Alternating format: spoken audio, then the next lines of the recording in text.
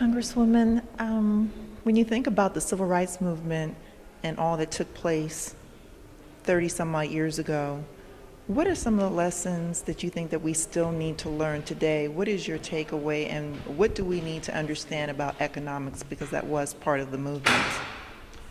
Well, when I think about the sacrifices that were made, and the people who not only were beaten, had dogs sicked on them, water hoses turned on them, and who died for our freedom.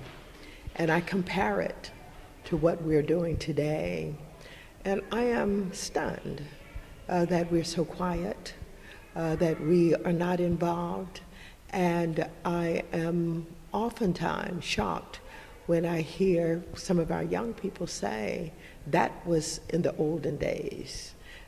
We don't do that anymore. We don't need to do that.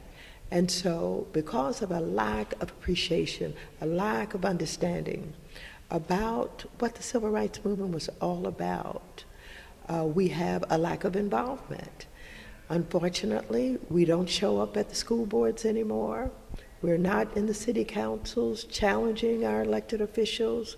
We don't show up in Washington, D.C., and even with the black president who survived all that one would need to survive in order to reach that level of representation.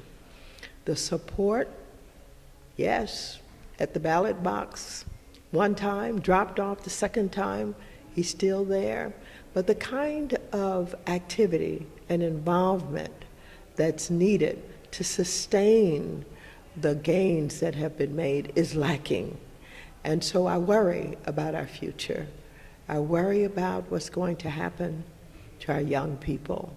And these kinds of programs that we're witnessing today are very, very important because it relives much of what took place in the civil rights movement, and hopefully it will inspire and motivate and get people involved and active again.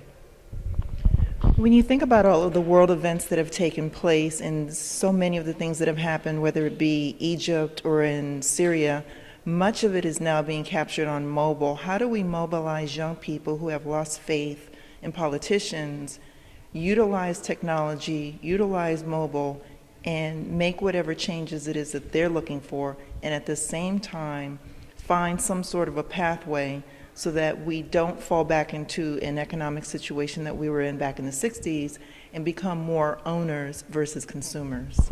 Well, you mentioned the Arab Spring that took place basically in the Middle East.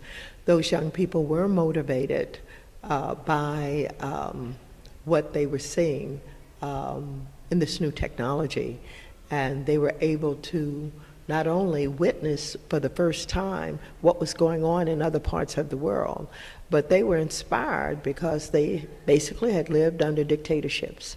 And the thought that they could be free and they could speak their mind was just something that they had never thought would happen to them. And so we saw it. We saw the Arab Spring and young people just get involved in revolution all over the Middle East. And technology, and the new technology is extremely important. And our young people love the technology, and they deal with the technology. Too much of it is foolishness. Too much of it is game playing. Some of the apps don't make good sense to me. And unfortunately, I think a lot of time is taken up on the internet by young people who are absolutely in tune with and know how to manage this technology, but not enough of it is used to change what is going on economically, as you have identified. One of the things I thought early on was that the new technology would spur a whole new era of entrepreneurship, and that we've seen some of it, but not enough. We do find that there are others who are finding niches, and they are implementing new ways to do things, to communicate, etc. We need a lot more of that. We need a lot more of the kind of ownership that I think this new technology could spur. And so I'm hopeful about that. but we still have a long way to go. Thank you, Congresswoman. For those of us who are just meeting for the first time and learning about your organization, tell us a little bit in short what the organization is and what it is that you bring to the community. The organization is the National Congress of Black Women. We're the Los Angeles chapter, the very first chapter on the West Coast.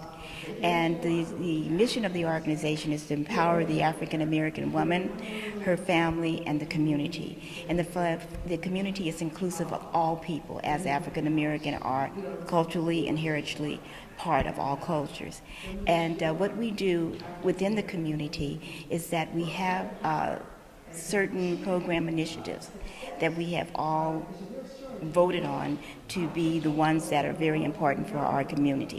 One is College for Teens, health care, childhood obesity, domestic violence, and also education.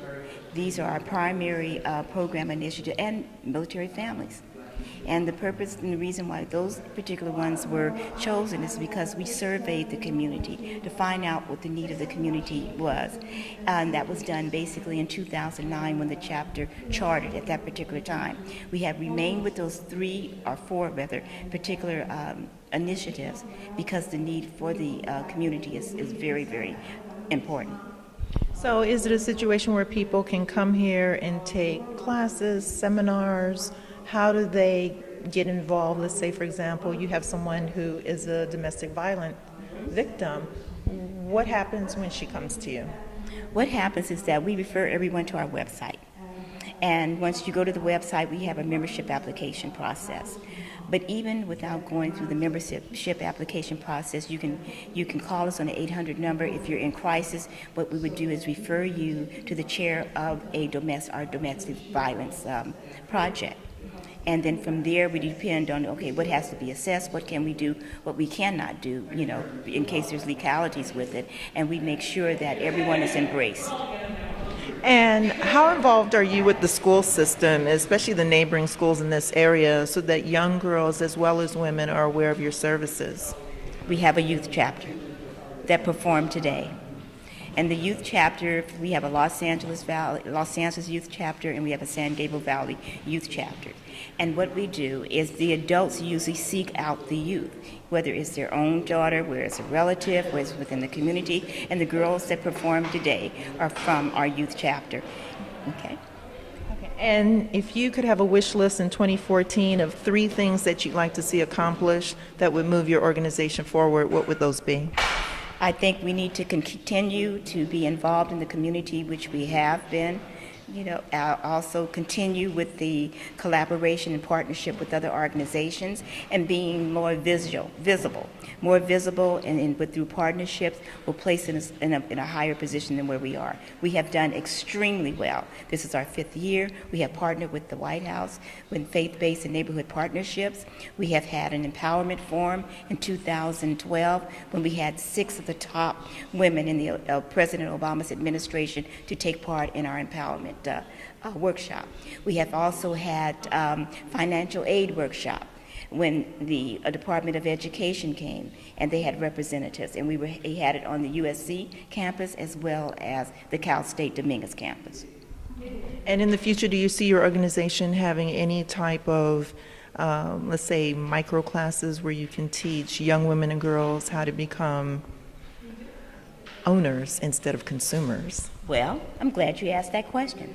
April 26th, Youth Empowerment Leadership Conference, first on the West Coast. And it would be held at Amen. It's a center called Amen, A-M-M-A-N. And we're going to have workshops from various areas through entrepreneurship, through science, through math, through engineering, and we're going to have experts in all of those fields. Yep. Well, thank you for joining us today. And thank you for the